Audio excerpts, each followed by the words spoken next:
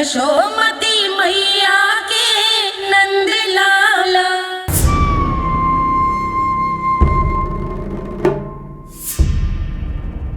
हम ऐसे भूखे प्यासे कब तक रह पाएंगे? कंठ सूख रहा है, जठराग्नि मेरे उदर को जला रही है। अन्न और जल के बिना यदि एक भी दिन और रहना पड़ गया तो मेरे तो प्राण ही निकल जाएंगे। महाराज कंस जिस विचारधारा पे विश्वास रखते थे उसे ही भूल गए हैं।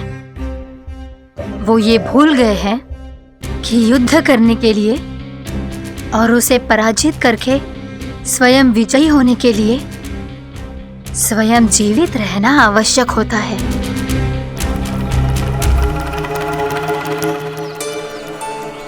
प्रभु ने जो दृश्य मुझे दिखाए, किस बात का संकेत थे वो? क्या मुझे यहाँ आने के लिए प्रेरित करना ही उनकी योजना थी? बहुत सोच विचार के भी ना समझ में आ रहा है। कंस ने, उस व्यापारी ने हमारे साथ जो षड्यंत्र रचो है ना, वो आते कैसे बचेंगे? पर घर में सब स्त्रियां चिंतित हैं।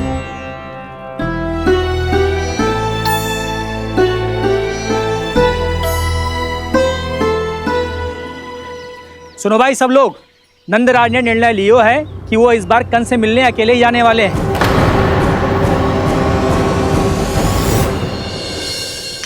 पहले ही वो गांव वालों से सारा दूध दही माखन हड़प चुका है। अब आप और मटकियां क्यों ले जा रहे हो उस दुष्ट के लिए? यशोदा, वो दुष्ट है, अत्याचारी, पर है तो हमारे महाराज ही ना। वैसे खाली हाथ थोड़ी ना जा सकते हो। तुम अपना ध्यान रखना। सुनो जी, मुझे पता है कि मुझे श्री नारायण पे विश्वास रखना चाहिए, बल्कि मैं भी तो यही समझा रही थी इन गोपियों को। पर पता ना क्यों मुझे लग रहा है इसके पीछे उसका कुछ बहुत बड़ा षड्यंत्र है। ना तो आपको अकेले क्यों बुलाता वो? मैं जानता हूं यशोदा, उसने मुझे क्यों बुलाया, पर मैं तुम्हें ना बता सकता। मैं ना चाहता हूं कि तुम चिंता करो।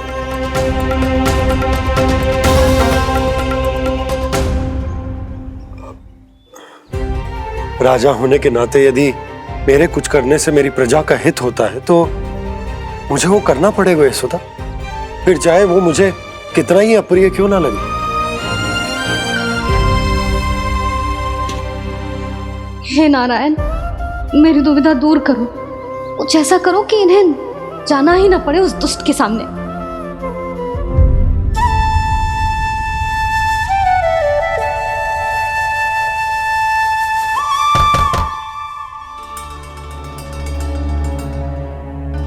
जी इतनी सुबह कौन हो सकता है?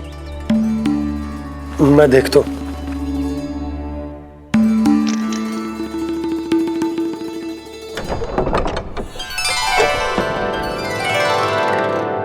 पूर्णा मासी, आप? यशोदा,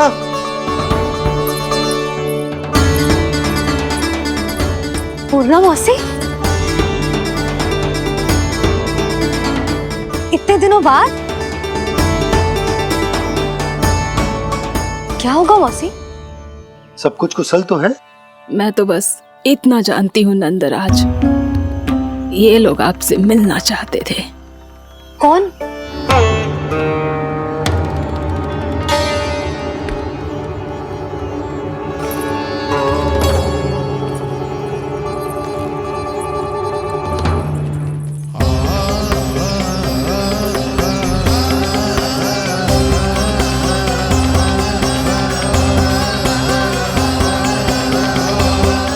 इतनी सुबह आप सब यहाँ? क्या होगा?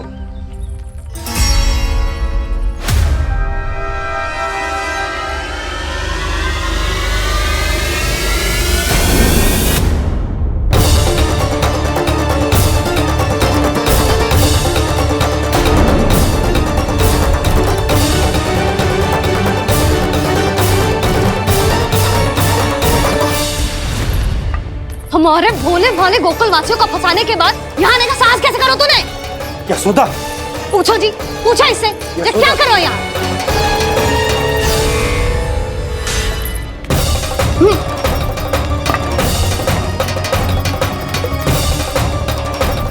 इनकी ये दशा आप सबने तो ना की। नहीं नहीं, इनमें इनका कोई दोष नहीं है। हमारा बस चलता तो इससे भी बुरी दशा करते। ये सब तो मेरी करनी का फल है नंदराज।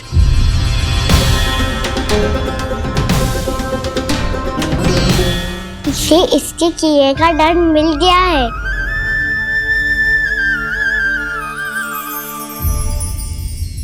मुझे क्षमा कर दीजिए नंद महाराज, बहुत बड़ी भूल हो गई मुझसे। मैंने इन सब गांव वालों को फंसाने का षड्यंत्र महाराज कंस के कहने पे किया था। वही मेरी भूल थी, मुझे क्षमा कर दीजिए महाराज। बहुत शीघ्र बुद्धि आ गई तुम्हें। मैंने आप सबको लोभ के जाल में फंसाने का प्रयास किया। सच तो ये कि मैं स्वयं लोभ में ग्रस्त था। सब कुछ अधिक से अधिक धन के लिए किया था मैंने। सब कुछ खो दिया। मेरा भोजन सड़ गया, मेरी मिठाई में कीड़े मकोड़े पड़ गए, मेरे स्वर्ण आभूषण मोती सब कंकड़ पत्थर बन गए। अवश्य इसका कोई नया छल है जे। नहीं नहीं नहीं नहीं, मेरा कोई छल नहीं है, मैं सत्य बोल रहा हूं। मैंने कही थी ना, श्री नारायण हमारी सहायता अवश्य करेंगे। दुष्ट और अत्याचारी का दूत बन के आया था ना, ये तो होना ही था। स्वयं श्री नारायण ने न्याय करो है हमारे साथ।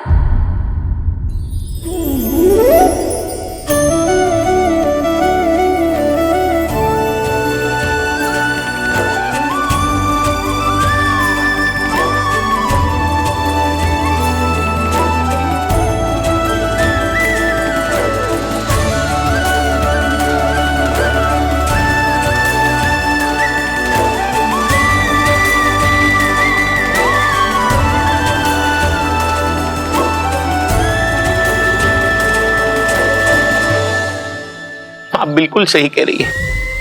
वैसे तो कर्मों का फल मरने के बाद मिल रहा है, लेकिन आपके श्री नारायण ने मुझे इसी जन्म मेरे कर्मों का फल दे दिया, कर्मों का दंड दे दिया। आपका बहुत बहुत धन्यवाद श्री नारायण, बहुत कृपा की हो आपने। पर इसका अर्थ ये ना है कि हम सबने आपको क्षमा कर दियो है। मैं यहाँ क्षमा के लिए नहीं आया हूँ नंदरानी। तो फिर किस लिए आए हैं? मैं तो इन भोले भाले गोप गोपियों को इनकी शपथ से मुक्त कराने आया हूं। पर इन सब ने वो शपथ अपनी इच्छा से ली थी, आप उसे कैसे मुक्त करा सकते हो? और एक शपथ दिलवाकर।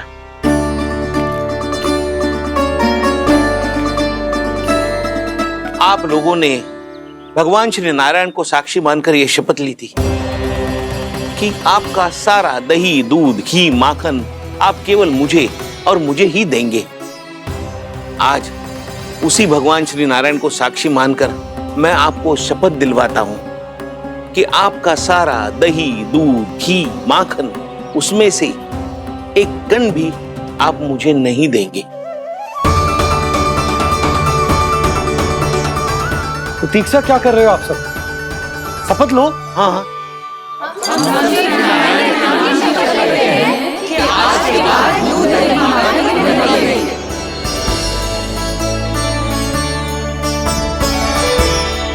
जशोदा जी आपने सही कही थी। हम बस श्री नारायण पर विश्वास रखें तो सारे कार्य सज जाते हैं।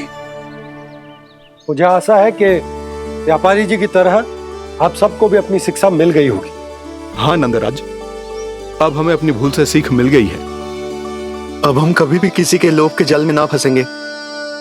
जब यहाँ आभास हो जाए वहाँ भूल हुई है तो उसे मान के सीख लेनी चाहिए।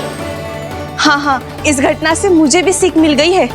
मैं भी जो शपथ लेती हूँ कि आज के बाद सारा का सारा दूध, दही, माखन इस पर सबसे पहला अधिकार गाय के बछड़ों पर ही होगा।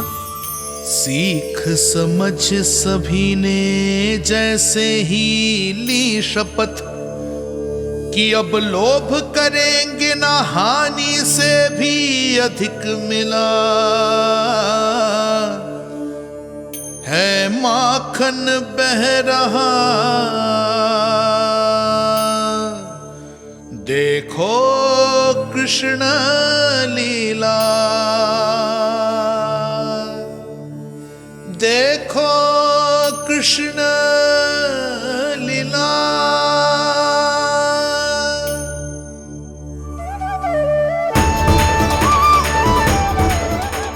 हाँ, और हम दोनों भी श्री नारायण की शपथ लेते हैं, दूध दही माखन बेचने के लिए हम बाद में बचाएंगे और पहले अपने बालकों को पेट भर के खिलाएंगे।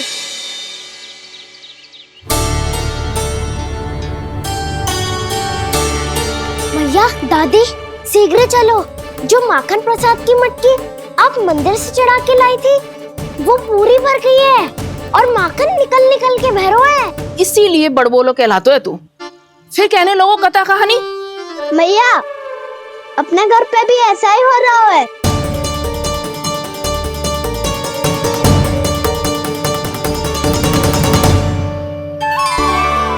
यशोदा, वो देख तुम्हारी माखन की मटकियां।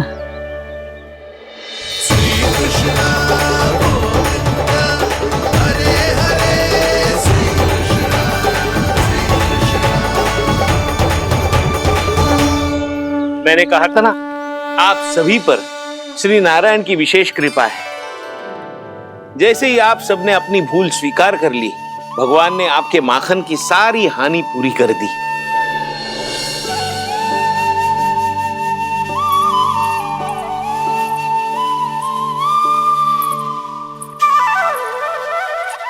यशोमती मैया के नंद लाला, यशोमती मैया के नंद लाला, यशोमती मैया के नंद लाला, यशोमती मैया के नंद लाला। भैया चलो ना।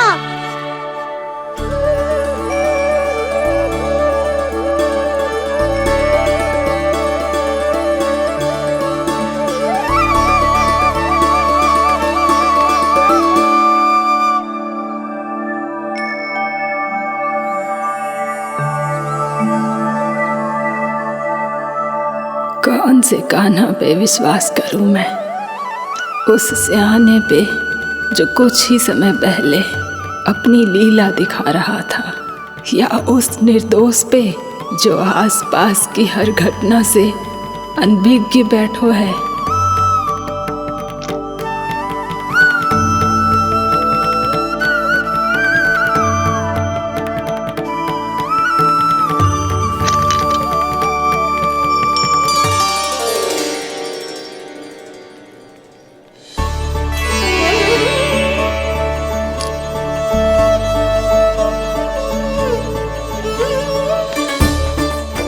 तो क्या इसका अर्थ ये है कि जब हम अच्छा कर्म करते हैं तो हमें पुण्य लाभ होता है, और जब हम बुरा कर्म करते हैं तो हमारी हानि होती है, हम पराजित हो जाते हैं?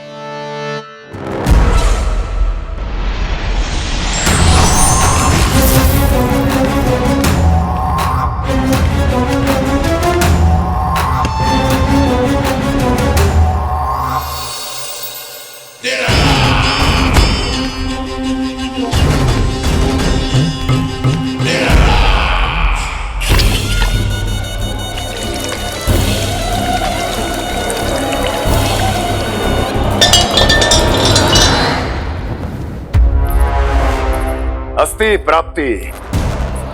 मैंने कहा था ना, ये सारी माया उस विष्णु अवतार की है।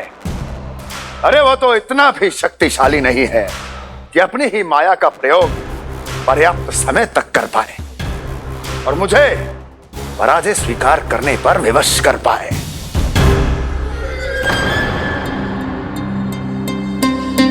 किंतु तुम्हारे मुख की भावभंगिमा तो कुछ और ही कथा कह रही है। क्यों? सत्य कहा ना मैंने। महाराज, सब कुछ पहले जैसा इसलिए हो गया क्योंकि क्या? ये उस विष्णु की माया थी, और क्या? हमने व्यापारी परमानंद को गोकुल भेजा था।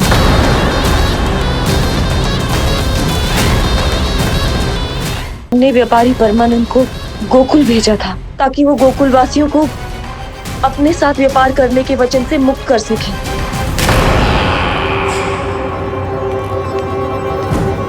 मेरी आज्ञा लिए बिना, मुझे बिना बताए मेरे लिए हुए निर्णय को पलटने का साहस भी कैसे कर लिया तुमने? हमने आपकी ही विचारधारा का अनुसरण किया है महाराज। आप ही कहते हैं ना, जब जीवन पर संकट हो तो अभिमान अर्थहीन होता है, और जब प्राणों पर बनाए तो सम्मान स्वाभिमान सब निरर्थक होता है। भूख और प्यास से आप तो दुर्बल हो ही जाते महाराज, पर आपकी सेना और सेवक अपने प्राण बचाने के लिए आपसे दूर हो जाते। आपके और उस विष्णु अवतार के बीच 4 वर्षों से चलते आ रहे इस संघर्ष में ये एक छोटी सी झड़प है महाराज, और यदि हम ये झड़प हार जाते तो शेष युद्ध करने के योग्य भी नहीं बच पाते। जब आप पूरी तरह से अकेले, शारीरिक रूप से दुर्बल और असहाय होते, और तब वो विष्णु अवतार, वो बालक आप पे प्रहार करता, तब आप क्या करते महाराज? आत्मरक्षा आवश्यक थी महाराज, क्योंकि शत्रु पर उसके वार से भी अधिक घातक प्रहार करने की योजना तभी बनाई जा सकती है जब तन और मन दोनों पूरी तरह स्वस्थ हो।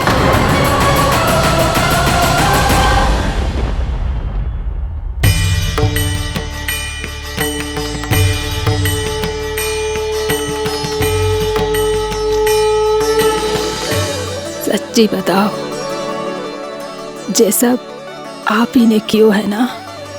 आप बहुत दूर से आई हो ना, भूख लगी होगी। मैं माखन लाऊं? आज पूरे गोकुल में माखन बह रहा है। इसके पीछे आप ही की लीला है ना? मैं अभी माखन लाता हूँ।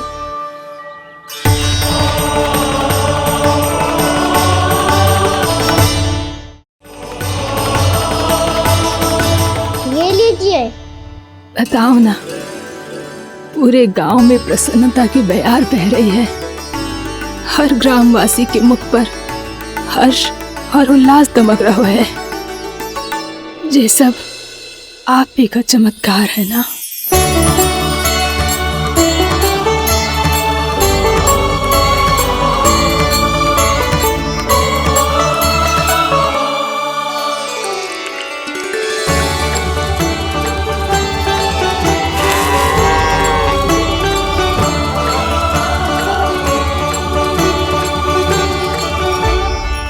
बताओ प्रभु, ये महिमा आप ही की है ना नारायण?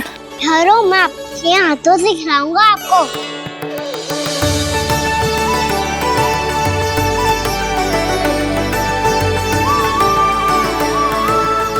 बताओ ना प्रभु, आप लालन करवाने आए हो या सबका पालन करने आए हो? बोलो ना प्रभु, बताओ ना।